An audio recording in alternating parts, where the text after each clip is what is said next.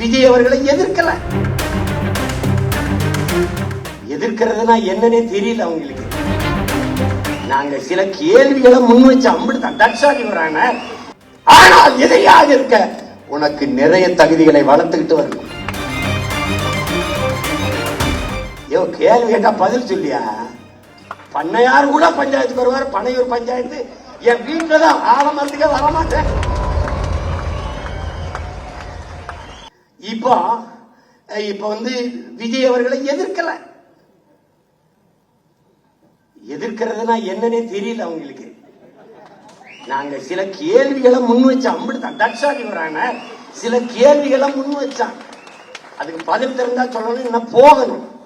எங்களை விமர்சிக்கிற, எங்களை எதிர்க்கிறீங்க, அவ்வளவு பெரிய ஆள் கிடையாது.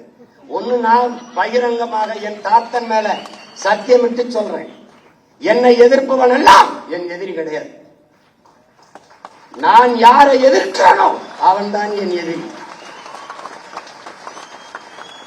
எனக்கு நண்பனா இருக்க உனக்கு ஒரு தகுதியும் தேவையில்லை. ஆனால் எதிரியாக இருக்க உனக்கு நிறைய தகுதிகளை வளர்த்துக்கிட்டு வரணும்.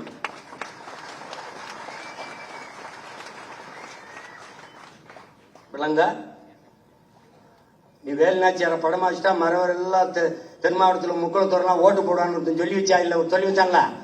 அவன் கேளு, என்னங்க இந்த பேச்சு பேசுறாருன்னு. அவன் அம்பேத்கரை போட்டா தாழ்த்தப்பட்ட எல்லாரும் ஓட்டு போட்டுறான்னு நினைக்கிறேன்.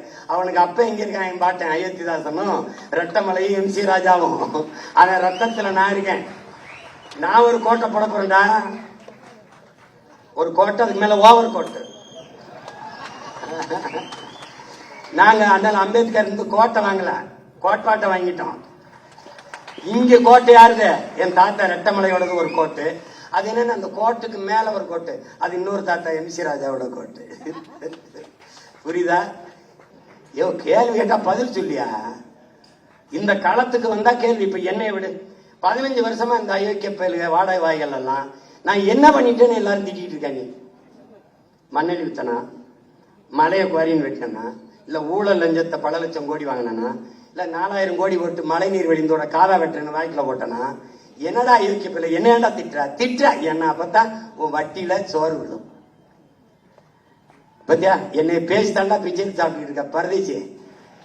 இதை புரிஞ்சுக்க. நான் வெல்லாமலே பல குடும்பங்களை உங்களை வாழ வச்சுக்கிட்டு இருக்கா.